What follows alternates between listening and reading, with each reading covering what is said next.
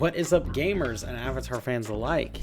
This is Josh from Gang, and this is the first kind of video that I'm making that's like this, but I've loved Super Smash Bros. And Avatar the Last Airbender for a really long time, so I thought it'd be a lot of fun to combine the two of them, to kind of explore the idea of what if Avatar the Last Airbender made a game in the style of Super Smash Brothers.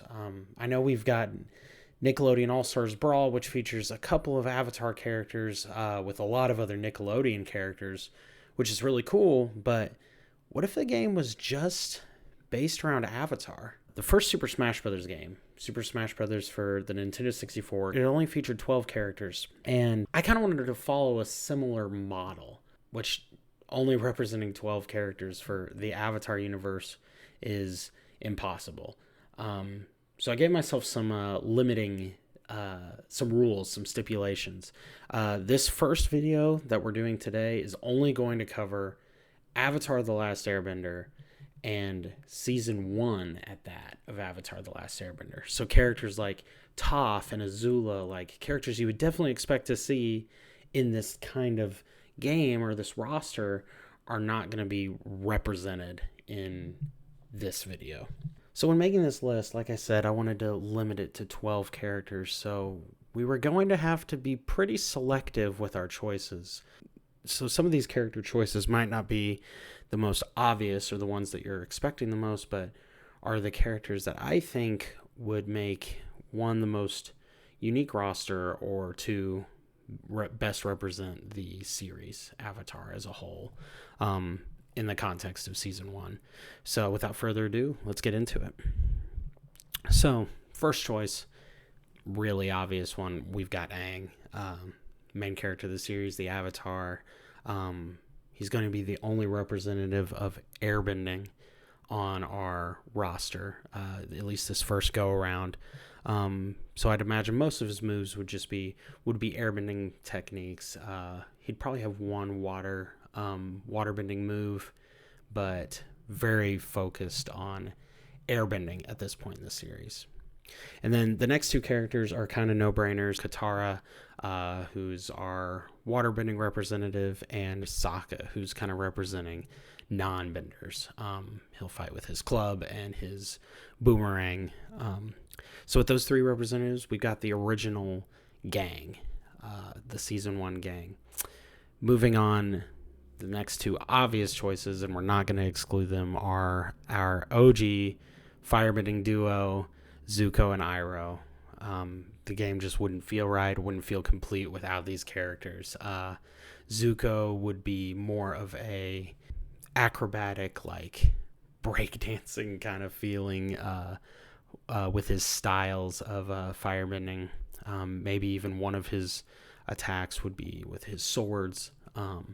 But Zuko and Iroh, I would imagine, would play very differently, where Iroh is the more like firm, sturdy, like powerful fire attacks, and Zuko's the more acrobatic and more movement-oriented character. But going on from there, we've got a member of the Team Avatar from the end of the series. We actually have most of Team Avatar represented in this first game. We're going with Suki, another non-bender on this fighting game character list. But Suki and Sokka are going to fight very differently. She's going to use her fans and more martial arts based combat, which I think would be a really cool addition to this roster. Then we're going to go with probably the main villain, if you don't consider Zuko and Iroh villains, but the main villain of Season 1, Admiral Zhao. So Zhao, I would imagine, would be a little bit more like Iroh in terms of play style, more like Iroh than Zuko, with the more sturdy, powerful attack approach, but with obviously less control and less precision than Iroh would have. So from there, we've got three firebending representatives, a waterbender, an airbender, and two non-benders. So we don't have any earthbenders. Season 1, there are really two choices. You could go with Haru, but we are making the right choice, in my opinion, and going with King Boomy. King Boomy's an awesome character, and he's going to be our only earthbending representative on this roster. Well, kind of, because our next character is none other than Avatar Roku. Avatar Roku is such a cool character. He's the mentor for Aang in season 1, but also just throughout the series. His Avatar mentor. And Roku is going to be the most unique character on this roster because he is going to bend all 4 elements. He'll have a primary focus in fire, but he's going to have one move of every element, which I think would be very cool. So he's that kind of representative for this game. The next one, I think, is the probably debatably most iconic character that we've not represented yet from Avatar from season 1. We're going to go with Jet. So 3 non-benders down, and we got a couple more to go. But Jet is a really cool character, fights with the hook swords, can have a really unique kind of fighting style, and I think he would be a lot of fun to play. Maybe some swinging techniques, and definitely different from Sokka and Suki. So our next 2 characters are some odd choices. I wanted to talk about some honorable mentions.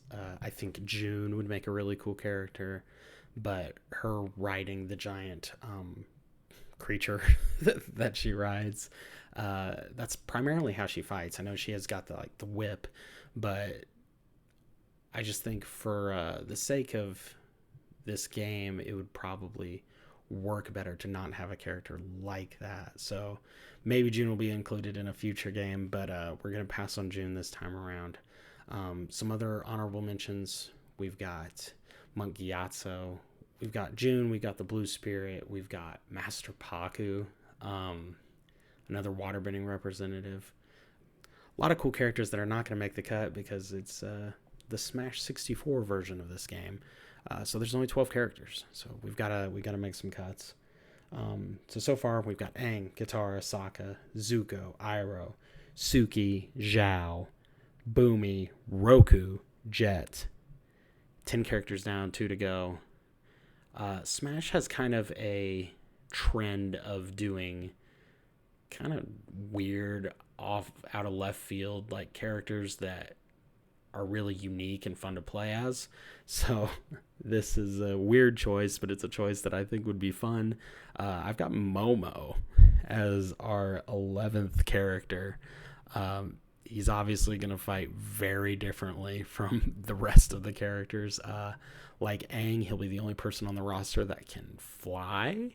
So that would be cool. And he's going to fight, I'd imagine it's kind of like if you play Smash, like Diddy Kong, how he can propel himself forward and latch on to characters. I'd imagine he'd fight a lot like that. Very grab and swinging, kind of combat focused. So moving on from Momo, we've got our final character. A fan favorite character, a beloved character in the series, and kind of fitting the Smash trend of the what the heck is this? Who is this? We got the Cabbage Merchant. We got the Cabbage Guy. I'd imagine he has a very sporadic and crazy fighting style. You know how Luigi does his running little slaps with his hands, maybe something like that, nervously throwing cabbages. A very weird play style, admittedly, but I think would be a really cool character and definitely a good representation of Avatar as a series. So yeah, that's my roster. Those are my 12 character choices. We've got Aang, Katara, Sokka, Zuko, Iroh, Suki, Zhao, Boomy, Roku, Jet, Momo, and the Cabbage Merchant. So if you like this video, please give it a thumbs up and subscribe to the channel. We will, in the future, probably make more of these videos for Super Smash Bros. Melee of the Avatar universe, which would be Avatar the Last Airbender Season 2, and include a lot more characters in that, which I think would be a lot of fun. But we'll continue this series another time, and thank you guys.